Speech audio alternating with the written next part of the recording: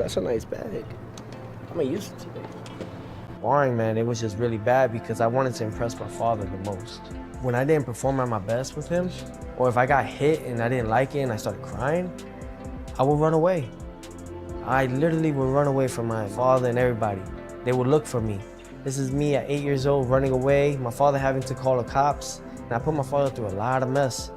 You know, and I would cry all the time. I would embarrass him because I would cry while he was in the corner. I don't want to do this, I don't want to do this. And that's why I never really liked sparring. It wasn't because of that I wasn't good enough. I believe it was just the fact that I was so hard on myself. There you go. 7. There you go. You're on another level back there. You gotta relax. You gotta hold your breath. Go ahead, baby. Watching Teofimo Lopez prepare for Shakur shows a clear shift in mindset. This camp isn't about raw power or flashy moments anymore. It's about controlling himself and fighting smarter. Pero jamás, man. You gotta listen to my mouth. I haven't felt. You need to go to the field and live in that fucking field. Okay. Live in it. Okay. No motherfucking, no health spa, no freaking none of that shit. Okay.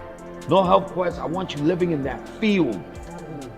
That's all we need, bro.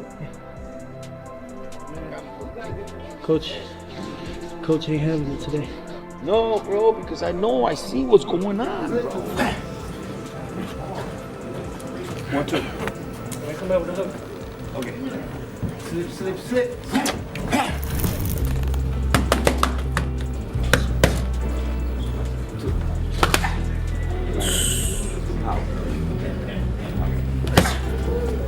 All signs point to a hard reality he can't ignore anymore. Starting fast won't solve the Shakur problem. It only drains you under bright lights. That's why this camp is deliberately grueling. Extended rounds, no shortcuts, no highlight moments. Just non-stop motion, steady output, and learning to work through exhaustion when your body wants to quit. The hardest parts for me was getting my butt whipped in sparring and losing. I hated losing. I hated failure. I always hated it because like I said before, I wanted to become a perfectionist. It's the first time I ever felt like so out of it. So out of shape, bro. Like, and it's crazy. We've been working, so I can't quite understand it, but coach is like, we just gotta keep running. You know, I ain't doing enough of it, so. You know, but other than that, you know, it's just part of it. There's a reason why we start, you know, before, you know, we do all this stuff too, you know. Is to make sure that we prevent any of these things happening when it comes to an actual. The most important shift is breaking an old habit, cutting off the ring, launching one big shot, then pausing to admire it. That approach doesn't work against Shakur anymore. It gets punished. Now the focus is on tighter footwork, shorter punches, and layered combinations that don't look impressive, but quietly add up. Even shots that land on gloves or shoulders matter because they take away space, shut down escape routes, and disrupt timing.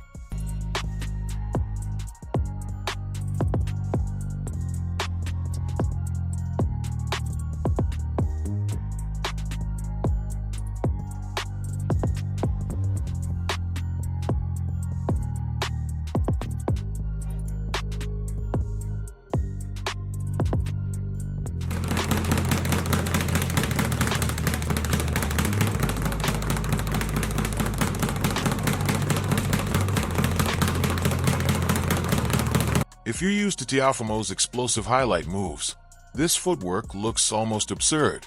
Jumping in is basically banned. Everything is slow, measured, and relentless, creeping forward with the kind of pressure that wears on you mentally. This camp may be tougher than any weight cut because he has to abandon knockout thinking and start valuing rounds instead. It's like asking a supercar to be patient in gridlock. He's learning to vary pace, apply pressure without throwing, throw without forcing exchanges, and disrupt Shakur's comfort without offering easy patterns to read.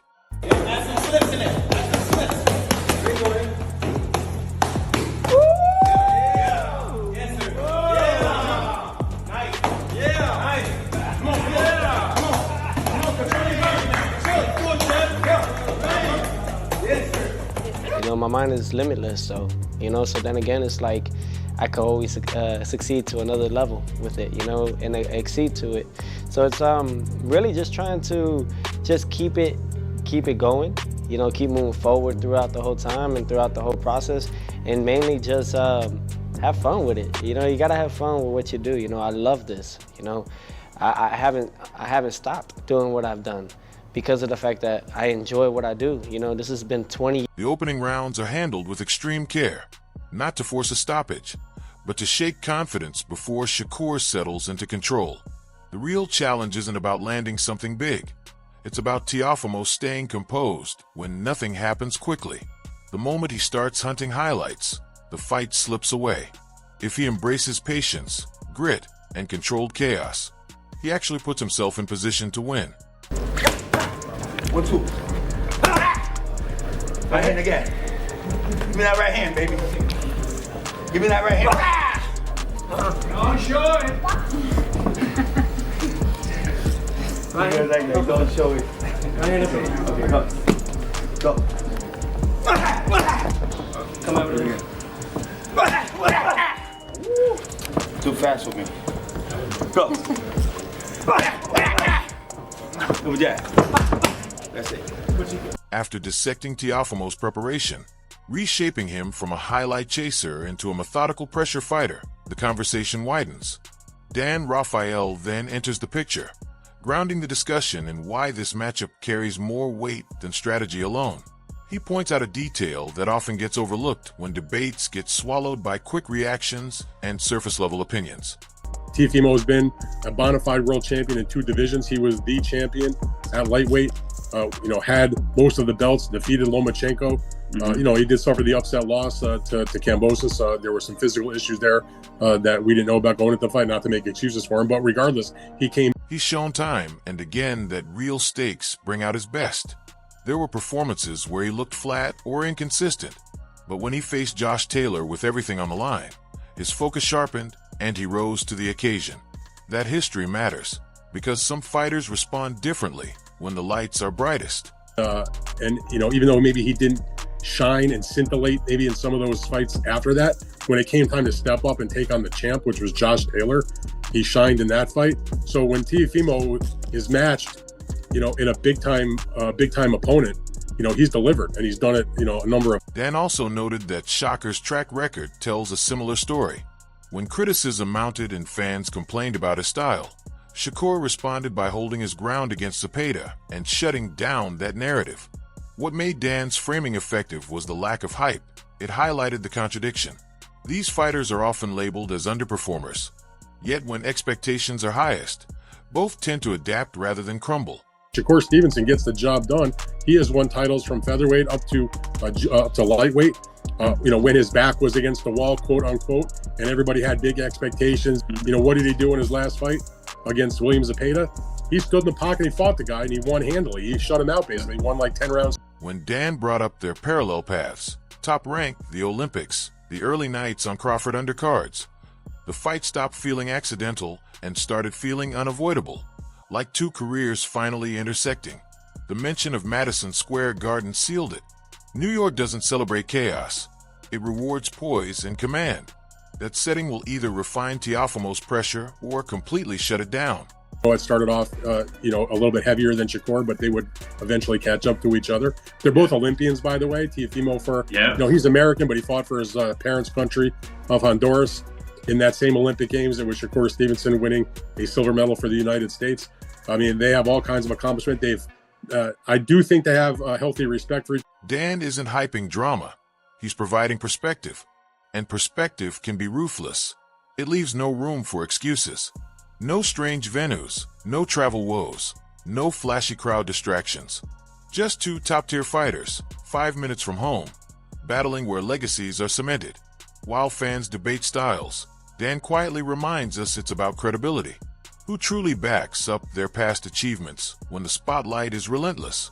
You can mock boring fights or crave highlight reels, but when the bell rings at Madison Square Garden, history doesn't care about opinions. It only notes who performed when the moment demanded it. Kind of fight that belonged in America. America, and it didn't belong in Las Vegas. It belongs in New York City at Madison Square Garden. Teofimo is from Brooklyn. Shakur is from Newark, New Jersey, which is a 5-minute train ride from Midtown Manhattan. I mean, it's got everything you want to see. The Garden hasn't had a lot of big fights in the main arena over the last few years. The last one they had was the third fight between Katie Taylor and Serrano. But before that, it'd been, a couple years, I think, since they had a main arena fight. So this is a big time. Right after Dan framed the matchup as a collision of legacy, timing, and stage, Lonnie B jumped in to shake things up. He isn't focused on resumes. His lens is unpredictability. According to Lonnie, Shakur is near perfect. Punches come from nowhere with no warning. That kind of praise isn't just flattering. It adds pressure, because flawless fighters rarely get a second chance when mistakes happen. At the same time, Lonnie emphasized Teofimo's raw athleticism, the kind of explosive, unscripted energy that evokes Roy Jones. Anything can shift in an instant, and that's what makes this fight anything but tidy. You got, listen, both are extraordinary talents. Extraordinary talents. Shakur, oh my God, flawless. Don't telegraph his punches. They come right out the holster. They come right out the clip. You got Teofimo, who's extremely athletic. He reminds me of Roy Jones. You never know what he's gonna do. And it's kind of hard to train for somebody like that because you don't know what Teo's gonna show up. I loved how Lonnie kept emphasizing that you never know which version of Teofimo will show up. Not as an excuse, but as a serious heads up.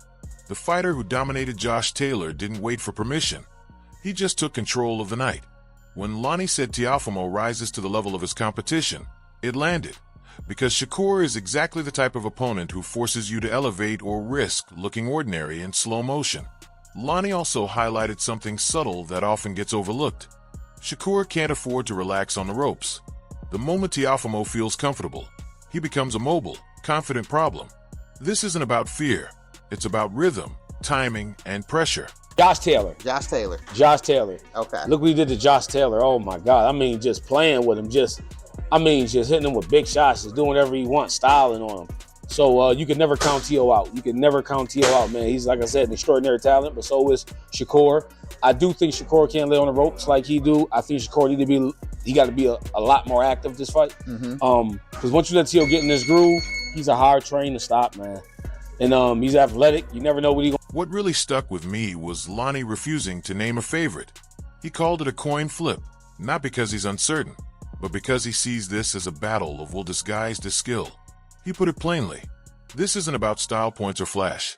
It's about that I refuse to lose mentality, the Jordan or Kobe level of competitiveness. I agree with him. Both fighters are elite, both are special, but only one will assert control when comfort vanishes. You can draw up all the game plans you want, but when the bell rings, identity is tested in real time. Lonnie's 50-50 wasn't indecision. It was respect for how razor-thin the margin truly is. I'm looking forward to seeing it. I can't wait to see it. I got it a 50-50 fight, depending on who can impose their will. 50-50? Yeah, I got a 50-50. We don't got who gonna win? We can't go 50-50. Somebody gotta win it. This ain't not gonna be no draw. See, like I'm just like I can't pick a winner because it's like I can see Shakur winning it, and I also can see Teo winning it. Okay. And I can see Shakur winning it. Then I can see Teo winning it. Then it's like, well. Right after Lonnie framed it as a coin flip battle of wills, Zab Judah jumped in and changed the conversation completely. He's not speculating. He's talking physics. Zab said bluntly that Teofimo can't beat what he can't connect with. That's not trash talk. It's the insight of someone who's been in the trenches. When Zab described Shakur moving like he's in and out of the matrix, it's not exaggeration, it's lived experience. He knows the feeling of punches missing by inches and confidence starting to waver. Zab isn't questioning Teofimo's skill. He's questioning how his style matches up. Shakur breaks opponents down structurally, bit by bit, not emotionally. And that's dangerous because Teofimo thrives on rhythm and reaction. Zab also highlighted Shakur's mental consistency. He doesn't have off nights. He doesn't get distracted. And he doesn't unravel. A stark contrast to the volatility that often defines Teofimo. Teo's a good fighter, but this type of style Teo possesses, you're gonna break him up. You're gonna break him up. You can't beat what you can't hit. You can't. It is impossible. That boy ain't nothing to f around with. Right. poor boy, he's something out of the Matrix Part 3. You know what I'm saying? I'm just saying, he you know what I'm saying? He pulling shit away and hit you with, come on. I'm loving him. He's dope. I mean, I always spoke highly of, always. When Zab mentions Madison Square Garden, it isn't about the location, it's about the energy. Newark, Brooklyn, New York, and Jersey. Packed arenas, no neutral fans, winter coats, and constant pressure. He even connected it to the Bud Crawford mindset, that we don't do normal things mentality. I couldn't help but laugh, because it really does feel like that Camp Dare's boxing to catch up. Zab wasn't forecasting a chaotic brawl. He predicted controlled suffocation. Teofimo keeps firing, but Shakur slips and flows as if the floor is shifting beneath him. And I love that Zab didn't hedge or offer a 50-50. He said it straight. Dismantle. That might sound extreme, but it's a testament to how confident he is in Shakur's control when two styles clash so cleanly. Buddy McGirt says it has to happen in the Garden. What do you think? 100%. That only makes sense. That only makes sense. That's a Garden 100% fight. Teofimo Lopez, Shakur Stevenson. That's all of New Jersey, because Shakur represents more than Newark. You know, he was the whole New Jersey and then the whole New York clashing in New York City. I like it at the bar. You and I can argue about power, highlights, or explosive moments, but Zab's point is clear. Moments don't matter if you can't connect. If Teofimo can't touch him, everything else is just noise. When you put it all together, the fight's true shape becomes visible. Teofimo is training to restrain his instincts. Shakur is built to exploit them. Every voice we've heard adds a layer. Dan framed it as legacy and timing.